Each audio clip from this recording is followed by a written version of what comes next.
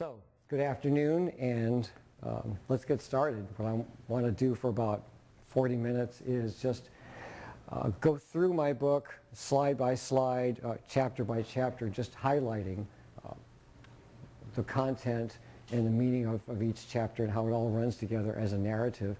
And then I would really like to hear from you questions and comments.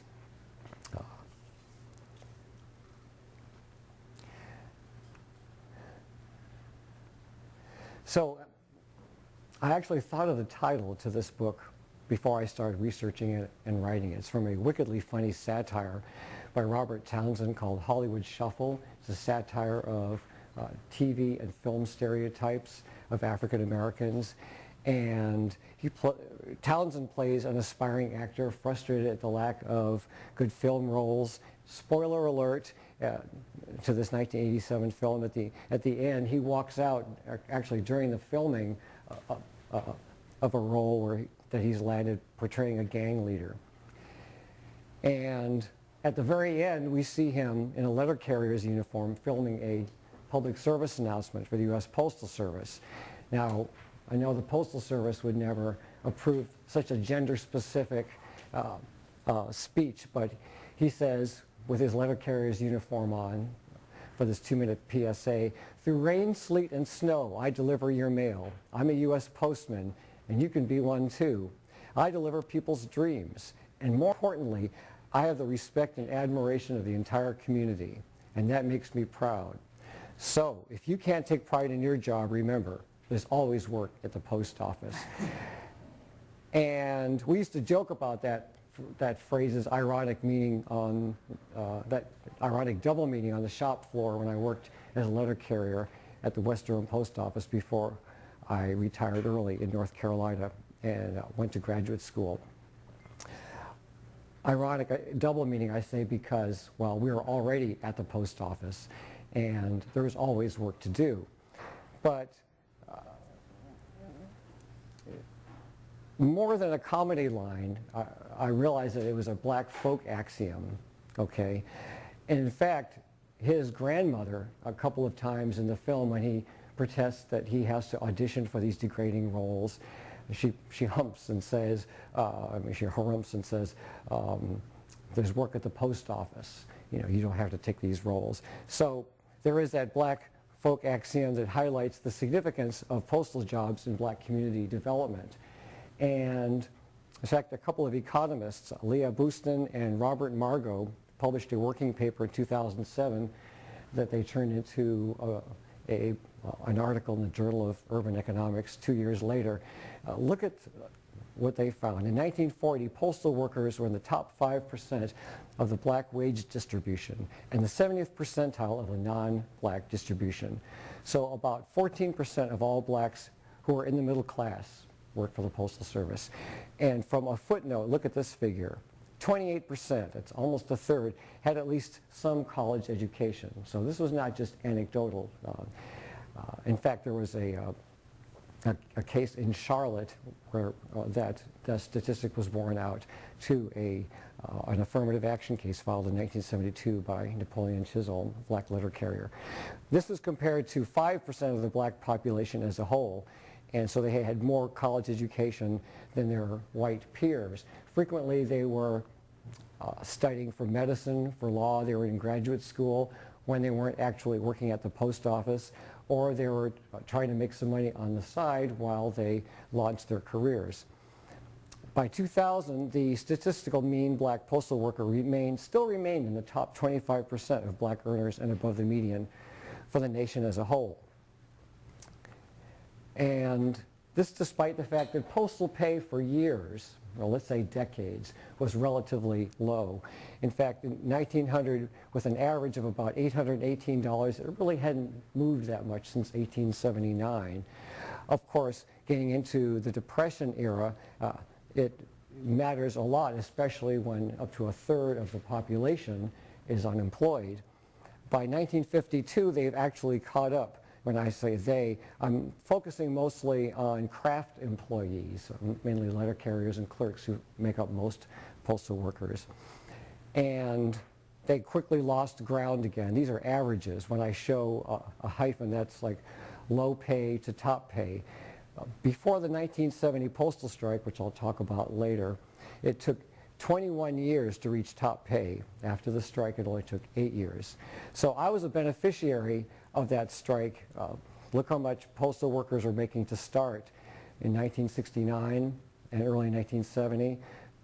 1980, when I started at 17,000, and when I retired, I was making 40,000 at top pay. And this mattered also in terms of black community development, because it was a working class job with middle class status in the black community. And this didn't just mean that they were making money for themselves. This was bringing more revenue into the black community, and the fact that they were also, well, like many postal workers, having to moonlight, but many were professionals. They were role models, and they were activists. Not just activists in the civil rights movement, but also in the lodges. They were civically engaged with the Prince Hall Masons, the Elks, the Eastern Star Order. And the pay, the benefits, job security all allowed them to accumulate wealth, provide higher education for themselves and their children, and to be social activists. So this created a paradox that Ebony magazine noted in 1949. On the one hand, the post office was the largest employer of African Americans. It still is one of the largest employers, but it was the largest employer of African Americans at 12%. They called it a graveyard of Negro talent. In fact, Peter Ratcliffe, the historian, recounts how there were 5 PhDs in the St. Paul, Minnesota post office who were African American. So they called that post office the university. 20% is the average in the post office. Post office was 20% African American by the 60s. And they formed majorities in many urban post offices like Chicago, Detroit, Los Angeles, and Washington, D.C., and near majorities in other cities like Atlanta, Cleveland, New Orleans, and Houston. Today, 21% of the postal workforce, which I understand now, this is the 2009 figure. It's in 2010, it's just under 600,000. It's still one of the largest employers of African Americans. So how did this come about? Let me quickly walk through this. First, starting with the message of the subtitle. It's African American postal workers, and I put in caps, and the fight for jobs, justice, and equality. So number one, on the one hand, this is primarily a narrative of black labor activism. But number two, on the other hand, black postal workers were also part of labor protest traditions from all regions of the U.S., plus Europe and the Caribbean, coming to cities, especially New York City, and combining those protest traditions in a highly socialized workplace that's in all 50 states and in every part, and the District of Columbia, and also in cities and towns. So it became a job migration magnet, okay, from rural areas to the cities, from the South to the North, from the Caribbean to the U.S. And African Americans made this a refuge from racist job exclusions in the private sector. It became a base for advancement and militancy. And they were able to create a niche, even by the turn of the century, when they were only 6% of the Postal Service.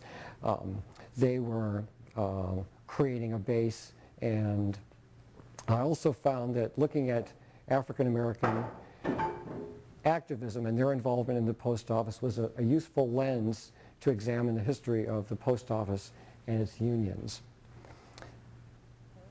I emphasize in this book that African American postal workers played a crucial role in progressive changes at the post office, making the primary the fight for equality, which I argue was crucial to the success of the 1970 Great Postal Strike, which I'll talk about more.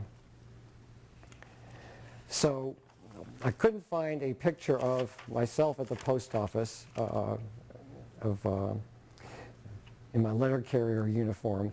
But that's my anniversary date, as it's called, February 9th. I was so glad to get out of factory work. But what I really wanted to do was to carry mail. But when they called me in Denver, I took the job as a parcel post distribution clerk, working evenings. Didn't like that so much, so my first opportunity to transfer, I went over to Lakewood, Colorado, a suburb of Denver, and then into southwest Denver, and then transferred to Raleigh and then Durham, North Carolina in 1988 and 1990. Post office is a unique workplace in more ways than one, and one of those ways is that I think it's the only blue-collar job that I know of where you can trade or transfer with a worker, or even two. We can do trades based on if you all have good work records and consent of the postmasters. Anyway, when I started, so I left the post office on a Friday, August 25th, and went to class at Duke in the history doctoral program on Monday, the 28th. And over the course of the next year and a half, I started looking back and realizing that within the overall postal experience, there was a particular black experience with a lot of stories to teach about labor and civil rights struggles. So that's really what got me interested in writing this book. So what I'll do now in the time remaining is go briefly through each chapter, starting with the introduction. There's 11 chapters, and the epilogue and conclusion, but there's only about 30 slides, so don't worry. I'm leaving plenty of time for your questions and comments, which I want to hear. But first of all, recognize any of these pictures? They all appear as text in my introduction, but I actually had the opportunity here to put photos. Every one of them is in my introduction except Morgan Freeman, who worked at the San Francisco post office after he got out of the service in the early 60s. I just found that out by talking to a postal historian this year, or I would have put his name in. So you had Tuskegee Airmen like Hiram Little and Percy Sutton. You had radical activists like Hubert Harrison in New York, and communist activist Harry Haywood in Chicago, along with Richard Wright, the famous novelist. Let's see. Also in Chicago, you had Dick Gregory. These were people working at the post office while trying to get their careers launched. Civil rights activists like Amzie Moore in Mississippi, Wesley W. Law in Savannah, Georgia, the Reverend Harold Middlebrook in Memphis, Tennessee, an associate of Dr. King's during the 1968 sanitation workers strike when Dr. King was assassinated. He was still working at the post office then, part-time when he wasn't a pastor of his local church. Let's see, Buck Colbert Franklin, John Hope Franklin, the famous historian's father, who was a lawyer trying to get his practice started in Oklahoma and was an assistant postmaster, was a postmaster. Let's see, Coleman Young in Detroit, worked for a year and a half, was a CIO organizer at the post office. Heman Sweat, the plaintiff in Sweat v. Painter, I'll talk about that in a minute, a landmark Supreme Court decision. And can't forget Charlie Mingus. Now, he worked at the post office between gigs like a lot of musicians. In fact, I found a lot of jazz musicians who became career employees. He worked in New York, San Francisco, and LA, where there's a saying among postal workers, among jazz musicians, that there's always work at the post office. And this passage I took, this is in my book, from Richard Wright's final novel published posthumously called Laud Today. And you can see he's talking about the ordeal of a mail clerk having to memorize what's called the scheme. You know, memorizing addresses and where they go in these little pigeonhole slots.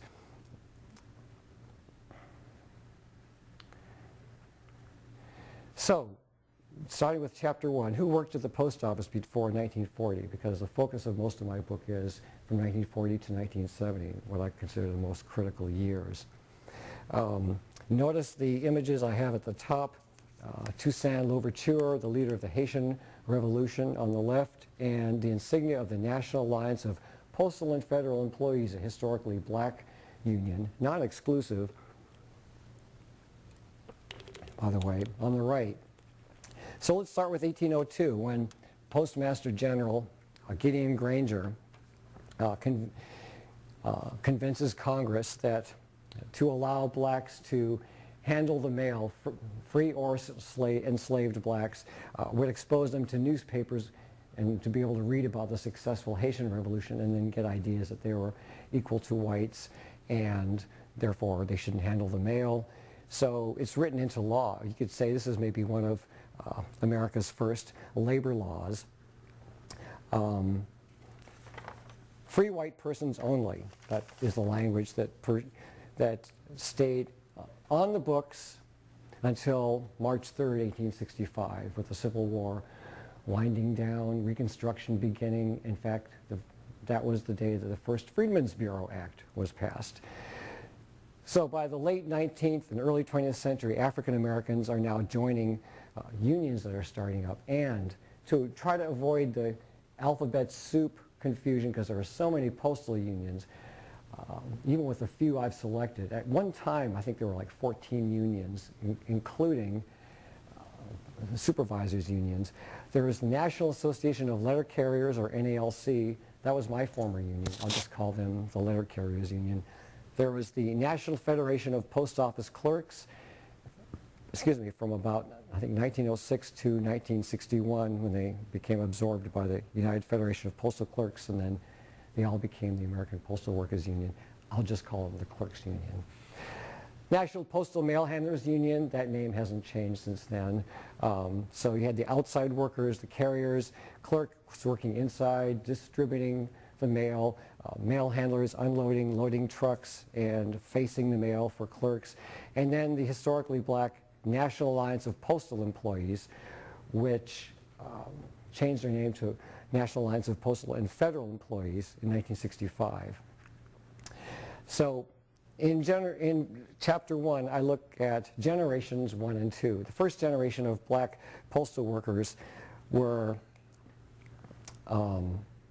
black Civil War Union Army soldiers, abolitionists, and other activists.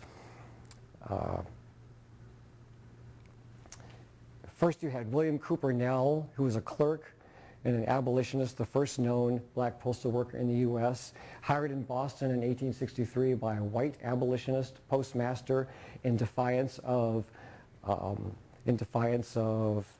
Jim Crow law. John Curry was the first black clerk carrier in D.C. in 1868 and 1870. Then you had William Harvey Carney, the runaway slave from Norfolk, Virginia to New Bedford, Massachusetts, who during the Civil War joined the 54th Massachusetts Regiment.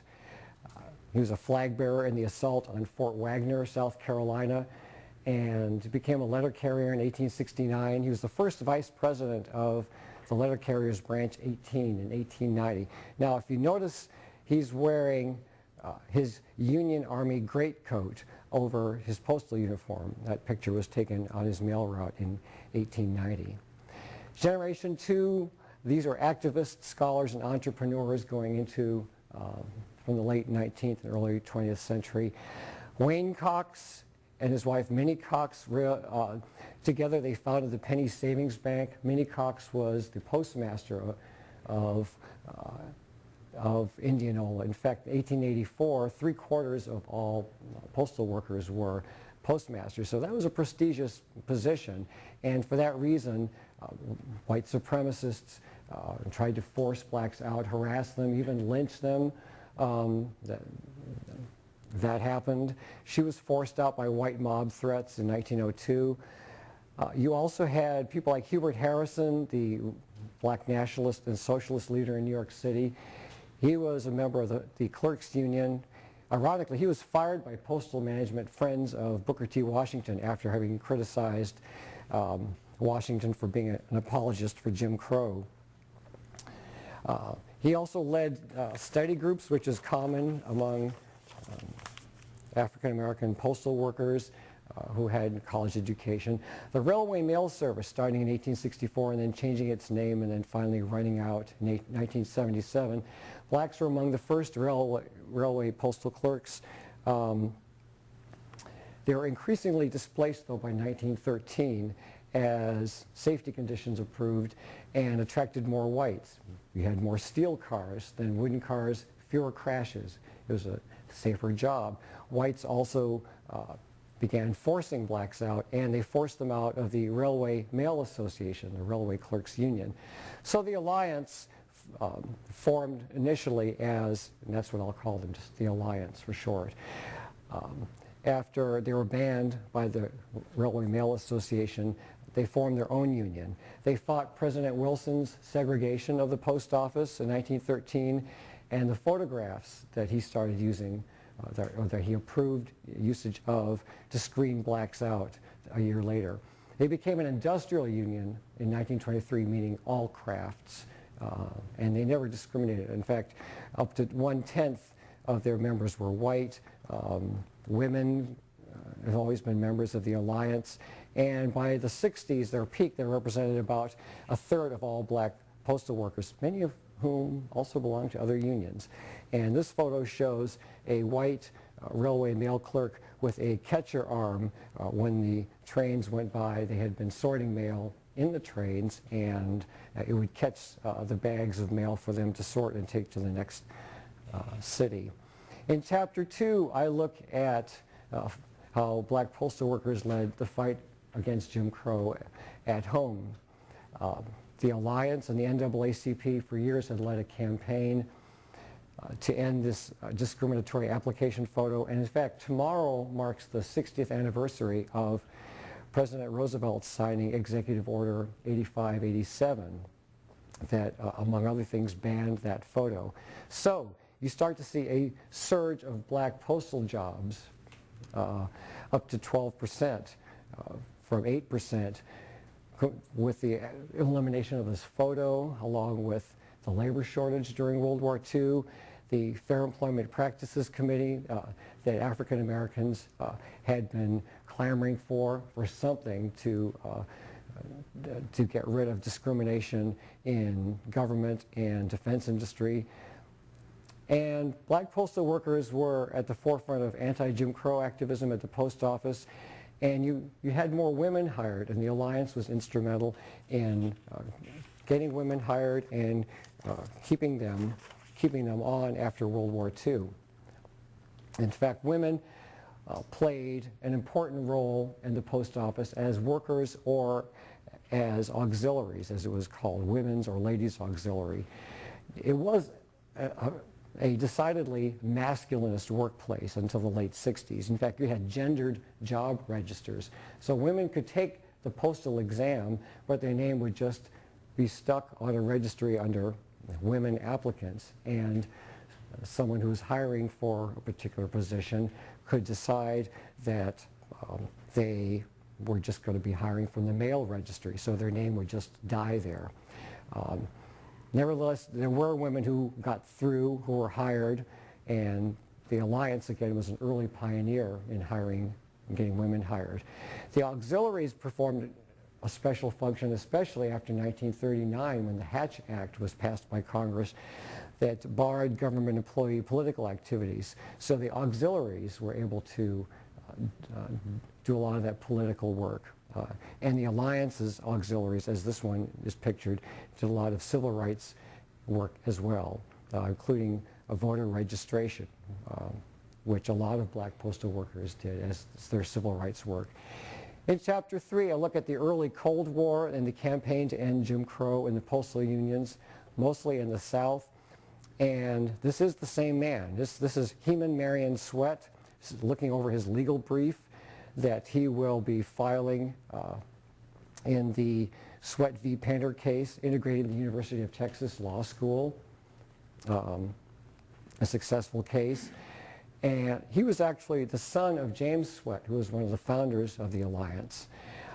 This is Heman Sweat in his summer pith helmet and his uniform and satchel.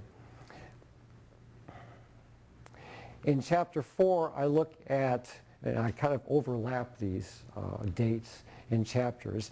I look at African American postal workers fighting both Jim Crow and McCarthyism during the Red Scare of the late 40s and the 50s. In fact, the Alliance was unique in challenging President Truman's Executive Order 9835 that used loyalty review boards in 1947 and 48 and then going on into the 50s to investigate, suspend civil rights work, suspend postal workers, many of whom were civil rights activists, both black and white, who were suspected of communist activity. And 715 activist postal workers lost their jobs, like Bert Washington of Cleveland, who was a member of the, as you can see, the Alliance in Cleveland, the Clerks Union. He was also in the NAACP, and he was a Communist Party member, kicked out of the Communist Party along with a lot of other black communists who refused to leave the National Negro Labor Council, an independent black radical left organization of the 50s that the CP didn't want them to be involved in anymore. In Chapter 5, I look at the assault on and the collapsing of Jim Crow locals. I look at especially the carriers and the clerks union, which also had alliance members who were dual members. It's fantastic reading. I know it doesn't sound like it to read convention minutes, but the level of oratory is like the level of oratory in the best congressional debates. Okay, now these are blue-collar workers, but many of them have college educations, and they give very inspiring speeches. This is Claude Sullivan of the letter carriers from Atlanta after the failed vote to end Jim Crow at the 1952 convention, where he says, "We shall ever and ever and on fight until this wrong is righted." And he comes back 2 years later with a compromise after the more militant members try to pass an abolitionist constitutional resolution against Jim Crow and the letter carriers union. I think he sensed that it wasn't going to pass that way, and half a loaf is better than none. So here's what he says: "I'm an old man and have been a member of this association for 33 years. So if we'll get rid of this thing, I can die in peace." And he gets applause for that, and it passes. Of course, what it does is it allows no new Jim Crow branches, but the 17 that are still there remain until 1962. But meanwhile, over in the clerks union, they walk out. Now this is phenomenal. An AFL-CIO union where there's a walkout by black and white unionists over democracy and Jim Crow issues, because there were still Jim Crow locals in the clerks union. Democracy issues because there was a constitutional provision where large locals, like the ones in New York, the biggest ones in the world, were capped, I think, at 10 members to a convention, so conceivably the same as what Durham, North Carolina was sending. So it was unequal representation and therefore more conservative. So a third of the convention walked out. They call it the Boston Tea Party. And one of the, he wasn't actually there, but I talked to Ray Del Moore. Ray Del Moore was one of the 31 oral histories that I took that made this book really what it is, besides the tremendous value of the archivists here in DC and New York. He was in Long Beach, California. He wasn't actually at that convention, but he was part of the walkout from the clerks, leading the clerks to the National Postal Union. And when they had their first convention in DC in 1959, they were welcomed by the DC Alliance's president, Robert White, who said, "I'm glad to see this organization formed."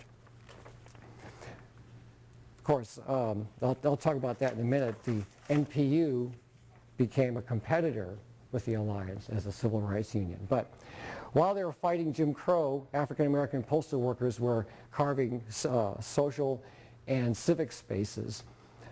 Now, what's remarkable about this photograph, first of all, it's a letter carrier's staple, the marching band. Okay, letter carrier's union staple.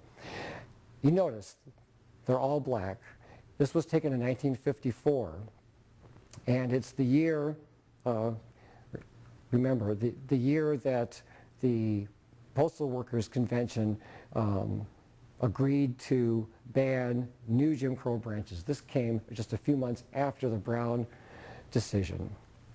Okay. What's that? Yes. There are 2 women on the left. Branch 27, if you look at the low number, means it was one of the first branches formed. And in 1889, their first president was African American. David Washington, probably the first black letter carrier in Memphis. And I'm thinking that it was probably integrated from the start and stayed integrated even after whites split to form their own Memphis branch in 1946. I don't know if any whites stayed when the other whites left to form their own Jim Crow locals. So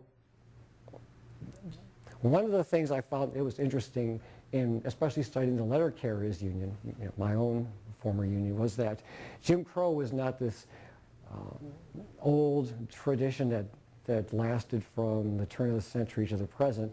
It actually was relatively short-lived from 1917 to 1919 and then 1941 to 1962, largely as a result of black postal worker activism and their white allies in fighting back Jim Crow advocates. But once it got started, it became a tidal wave that they had to fight back. And here's the cover. In fact, if you notice, Mobile, Alabama in 1956, black and white letter carriers working side by side, despite the fact that they belonged to segregated union branches and locals, the last of which were abolished in 1962. Arguments that were made to create separate branches were made with the foolish argument that blacks and whites can't work together. Well, you can see them working on the shop floor, and that's in fact what opponents of Jim Crow pointed out. In Chapter 6, I look at the executive order that President Kennedy signed, 10988 in 1962. Now, this is primarily remembered as the first one that granted partial collective bargaining rights to government employee unions. Very important. It's often called the Magna Carta of government employee unions. Now, prior to that, they had to do what they call collective begging to Congress for everything: pay, benefits, working conditions. But at this point, they were able to fight for exclusive formal or informal recognition and be able to bargain for everything except pay and benefits. They still had to go to Congress. But the proviso was that those government unions could not discriminate or segregate. So you see in Denver here in 1962 the report of the Separate Charter Committee. That was the euphemism from Jim Crow unions. The committee that was charged with going around and dissolving the Jim Crow locals presents their final report. Note here, Oscar Durant on the left, he was also an Alliance member from New York City, and from Mobile, Alabama. You just saw a slide before. Walter Samples, who had tried to break in as a clerk. He had the highest rating in the Mobile post office, 106.41, denied work. So he switched to letter carrier. And here he is presiding over the dissolution of Jim Crow. In Chapter 7, I devoted a whole chapter to looking at black women in the 60s post office, although I talk about black women in the post office throughout the book. But the 1960s saw a spike in the number of black women hired at the post office. I was fortunate to be able to interview one of them, hired in 1964 in New York City, Eleanor Bailey. She joined the Manhattan Bronx Postal Union of the NPU and was not able to interview Evelyn Craig Brown, but she was the first black female carrier hired since World War II here in D.C. She was appointed in 1963. The Alliance was still recruiting every black postal worker that they could. But now that Jim Crow had been abolished and postal unions were taking more progressive stands, postal workers either kept their alliance membership, or they had dual membership, or they opted to join the carriers. And the post office was recruiting. And you can see a number of black women at this job mobile in 1968, as well as black women carriers in the Chicago post office. And they were militant, as Eleanor Bailey pointed out. Our group of subs was always getting into something, challenging the establishment of the post office and the union on their policy. In Chapter 8, I look at civil rights postal unionism, where black postal workers, you could say, brought the civil rights movement into the workplace and took economic and labor issues out into the community, out into the civil rights movement. So these are all people who are involved in both. These were national and regional leaders like County Abbott from Chicago, Ashby Smith from Chicago.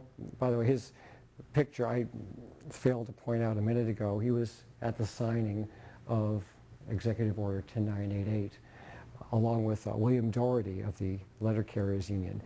And then Snell Grigsby, who for 3 decades was the editor of the Alliance's newsletter, and he was a civil rights activist in Detroit. They were independent. The Alliance prided themselves on being independent, and black postal workers' political involvement ranged from everything from Democrat to Republican to socialist to communist to independent. And the Alliance,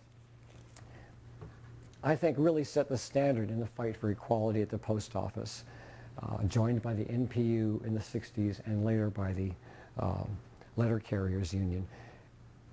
And you just plain saw a lot of black postal workers like Amzie Moore in Mississippi and Cleveland Morgan, who was a Georgia native and later moved to New York and joined the Letter Carriers Union, who are also civil rights activists in the NAACP, the National Urban League, the Congress of Racial Equality, and so forth. Finally, in Chapter 9, well, I should say, coming to the conclusion, I look at the build-up to the strike, the 4 years prior to the strike, where you start seeing more labor management conflict, okay? There was the Chicago mail shutdown, where in Chicago there was so much bulk mail and there had been so much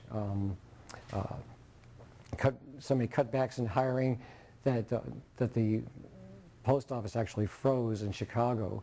That led to the Capitol Commission, authorized by President Johnson, and their report recommended postal corporatization, okay, which the postal unions were aghast at that idea.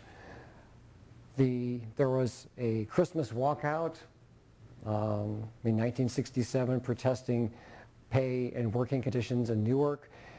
The postal conventions in 1968 all voted to re-examine the no-strike provisions of their own constitutions, which were based on government law.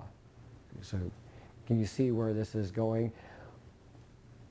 It was and always has been and still is illegal for government employees to strike. And I'm talking about the Great Postal Strike of 1970. Okay, so what happens here? Well, this is actually a dress rehearsal. What happens in 1969, you had letter carriers going to the Brooklyn post office and applying for welfare.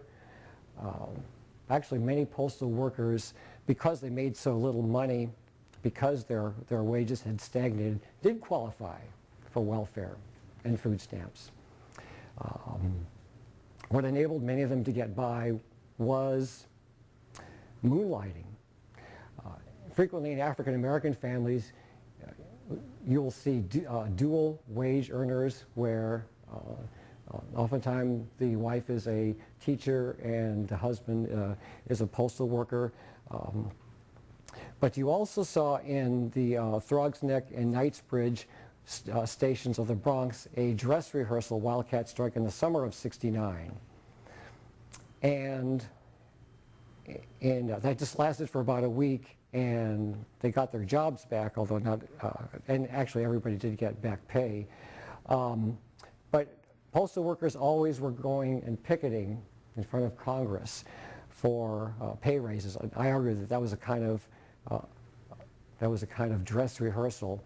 And in front of the General Post Office, as it was called then, that was the James Farley building in Manhattan, you could see a militant protest against the 4.1% pay raise that summer President Nixon was offering. So the strike happens right after St. Patrick's Day, okay, the early morning hours of March 18th. And I was lucky enough to interview some of the people who were involved in it. Besides Elder Bailey, you also had in New York at Cleveland Morgan with Branch 36, who instigated, that branch instigated it. In fact, Cleveland told me that he was the first one to set out the police barricades, the sawhorses that had been in use for the St. Patrick's Day parade. Ray Del Moore from Long Beach. Here's a picture from the Manhattan Bronx Clerks Union strike meeting where they voted to strike after the letter carriers had. That's Mo Biller, the president of the Manhattan Bronx, and Vince Sombrado was a strike leader for the letter carriers union. And here's workers behind some of those same sawhorses, possibly watching troops being brought in. Nixon ordered in unarmed troops to try to move the mail, which they were unsuccessful at. I mean, it's a skilled job, knowing how to sort mail, and in fact, they didn't even bother to try to deliver it. They had people to come there. Richard Thomas, the Vietnam vet, and a mail handler, who was also a member of the Manhattan Bronx Union, talked about how he said, we worked on the shop floor many times in our fatigues. We came in those of us who were veterans, and he says, and we were angry. So there were a lot of young people, women, blacks, veterans, Vietnam veterans, and they felt pushed to the wall, especially over pay. The Great Postal Wildcat Strike of 1970 involved over 200,000 workers across 671 offices over 8 days. New York started it, stayed out till the end. Other offices, Detroit, Chicago, Philadelphia, all the way to Chicago, Detroit, and to the West Coast, San Francisco, LA, varying degrees of who goes out and who doesn't, and how long they stay. But not only was it illegal, but it was unauthorized by the unions, which is what a wildcat strike is, and it was the biggest wildcat strike in American labor history. In fact, George Shultz, the Secretary of Labor at the time, said the only thing worse than a wildcat strike is a successful wildcat strike. And Postmaster General Winton Blount at the time echoed that as he realized that basically that they had won. This was at the end of the strike, that the postal workers had won, because it was across crafts, even though the unions couldn't approve it, and they won a 14% pay raise, full collective bargaining rights, and postal recognition. Now, even though it started in New York and had the greatest impact there, it spread northeast, midwest, far west, and I found most interesting there were hints and threats of action in the South, and postal workers in D.C. almost went out on strike. Finally, in Chapter 11, I look at the post-strike negotiations, where the unions who had had exclusive representation rights, they're the ones invited to the table. So these were the AFL-CIO unions plus the rural letter carriers independent union. So look who gets left out. The Alliance and the National Postal Union, both independent militant unions, industrial unions, they picketed the proceedings. That was pretty radical. Because they were both excluded from collective bargaining.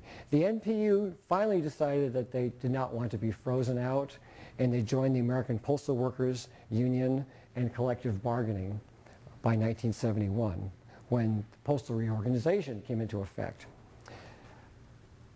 On the other hand, the Alliance rejected an offer by the APW to join them as kind of their civil rights branch. As their leader, president at the time, Robert White, said, we'd rather not be merged because we would be submerged.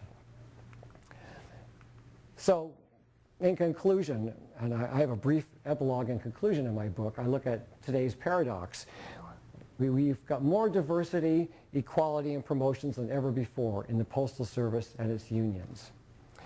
Post Office is now 21% African American, 8% Hispanic, 8% Asian, and 37% women. For a total of, well, that figure is always dropping. This was 2009's figure, 623,000 employees. Now it's just down under 600,000. I always have to go to the union websites to keep up to date on what's going on. But the peak was almost 800,000 11 years ago. The mail volume has dropped. You could see 203 billion to 177 billion pieces just from 2008 to 2009. An almost $3 billion deficit. Actually, it's probably going to be higher. And there's plans to end Saturday delivery. So is there still work at the post office? Well, as I finished writing this book in 2009, I added a preface that included a hope that future post office histories would be chronicles and not epitaphs. But with the solid labor protest traditions now embedded in the postal unions, which black postal workers played a key role in building, emphasizing especially the fight for equality and community development, I'm optimistic that there will always be work at the post office. Thank you.